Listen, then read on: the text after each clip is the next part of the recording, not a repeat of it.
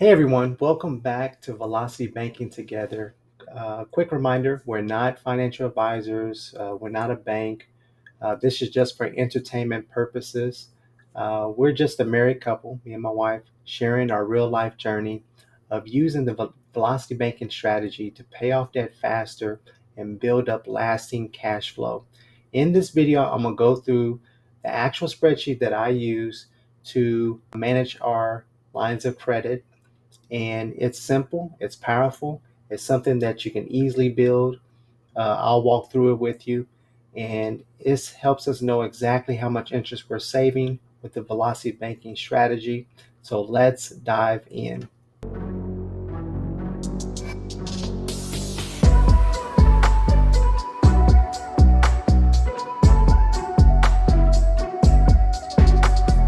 So I am going to go over our spreadsheet that we created for the velocity banking strategy. This helps you track the amount of interest that you're paying on the line of credit. First, talking about the columns here on row 7, and then I'll work my way back up to the top to kind of talk about the recap numbers. So let me explain the situation. The situation is this particular family has a line of credit that is like the one that we have with Telecom Community Credit Union. We have a line of credit of $20,000 at 10.9%.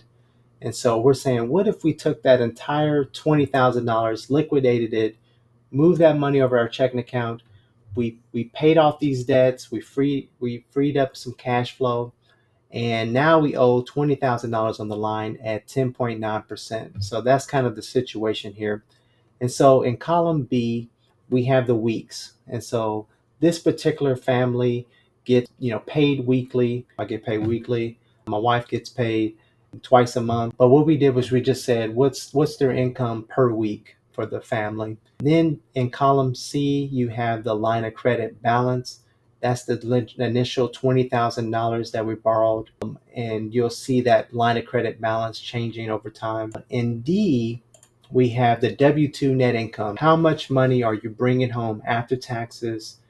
And so this particular family is bringing home $1,500 a week after taxes. That's your W-2 net income. In column E, we have the lump sum withdrawals. That's where you would put any expenses that you have coming out of your line of credit. This particular family, we just put in that they had $4,500 coming out once a month. So maybe that's like a credit card bill, just one lump sum of money that's coming out from that line of credit that they're using. So now we're getting into the formulas here.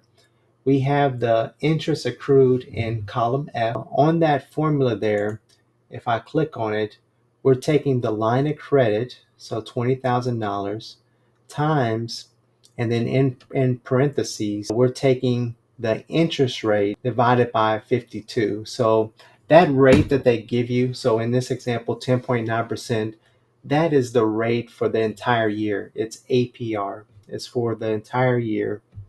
And in this particular case, we want to know what the interest is per week. So that's why we divided it by 52. Not for the entire year, but for that week.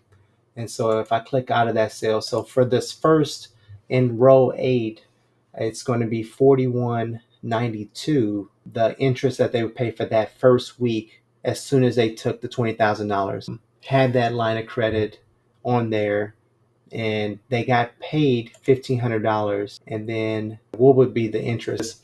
We'll talk about column G. Column G, we're looking at what's the line of credit. We're doing the line of credit balance reduction. So we're trying to see a D8. So the $1,500 came in and got paid. Did we have any withdrawals that week? And then plus, did we have interest that was accrued? And then that would tell us how much that we take from the line. Put the $1,500 as positive. So in the formula, I had to put negative because you're reducing principal when you get paid, but then it's increasing when you take money off of the line. And so that's the way I did the formula. You could swap the negatives and positives if you would like. You want to see that. And so in this column, in this row 8, that first week, you're seeing a negative $1,458.08. So once we account for the interest and then the principal, and then did we take any withdrawals that first week? And then the last column is ending line of credit balance.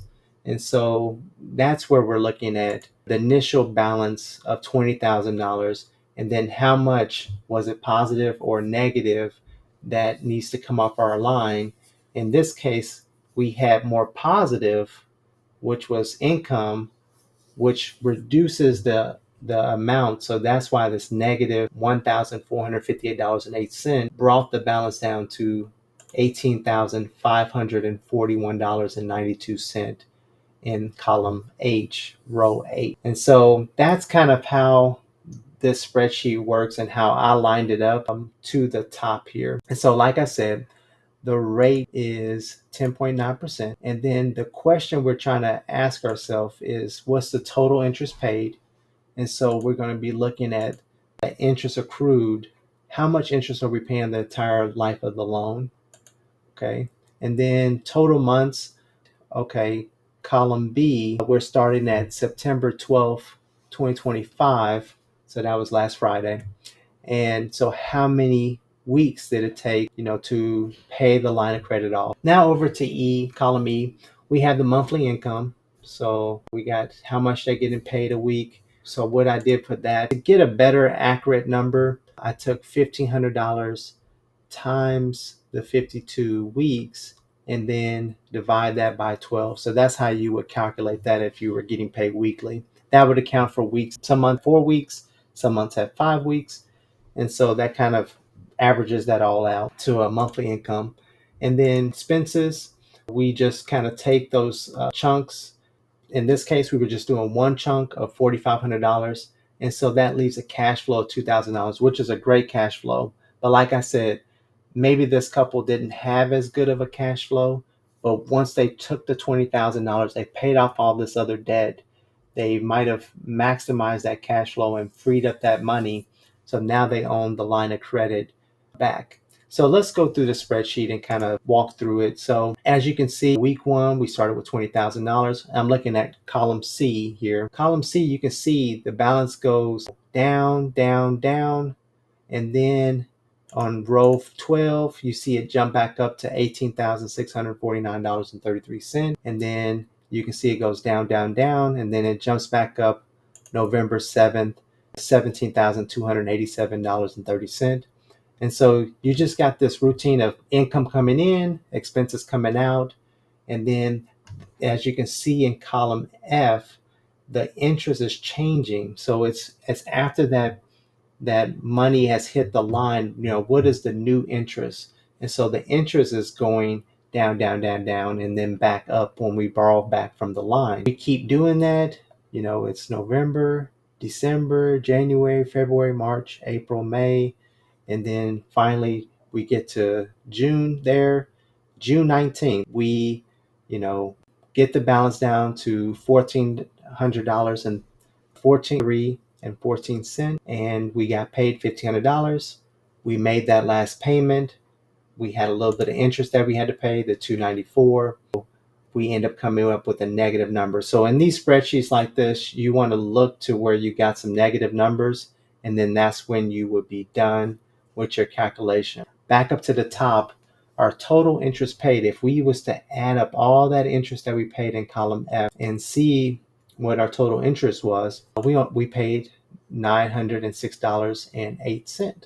So that's what we paid. So is that good? Is that bad? Well, how much time did it take for us to pay off our $20,000?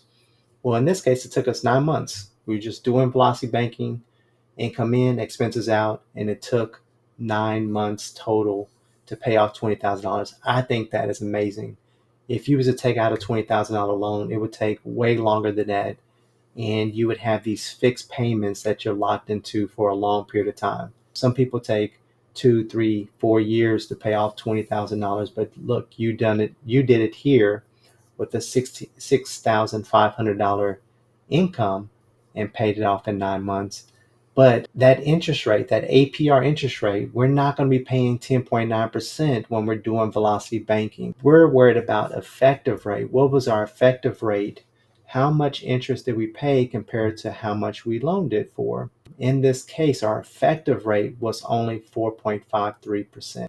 If I was to go to a bank and say, hey, I would like to borrow $20,000, they are not going to lend me money for 4.53%. There is no way that you're going to get a loan that good. But so not only did we pay it off quicker in 9 months, we got a really good effective rate at 4.53%. Well, there's one other thing I would like to talk about with this spreadsheet here before I conclude is anytime you're doing velocity banking, you're going to have a graph that looks like this. It's going to be like the zigzag that's headed in a downward motion. You're making these principal payments and then you jump back up. You're making these principal payments and you jump back up. But when you jump back up, you're not jumping back up to the amount. You're making progress in a downward trend down to zero. So I just wanted to kind of go over with the velocity banking strategy that you are making progress even if you are pulling back off the line. That's really all I wanted to talk about today. I just wanted to kind of go over this spreadsheet. I'm going to work on trying to make this available to you so you can copy it and use it. It's already kind of set up. I'm going to kind of do some more formatting here so I can make fields gray or lock them so you can't change them, the ones that has the formulas in it. But then I'll like highlight yellow the ones that you have to fill in, and then the spreadsheet would do the rest of the math for you. So I hope this was helpful. It was just a little short video to kind of go over this with you, but I appreciate your time. Please in the comment section if this is something that you think that's helpful, if you would like some more videos like this. But we appreciate your time and thank you for joining us with Velocity Banking together. Thank you.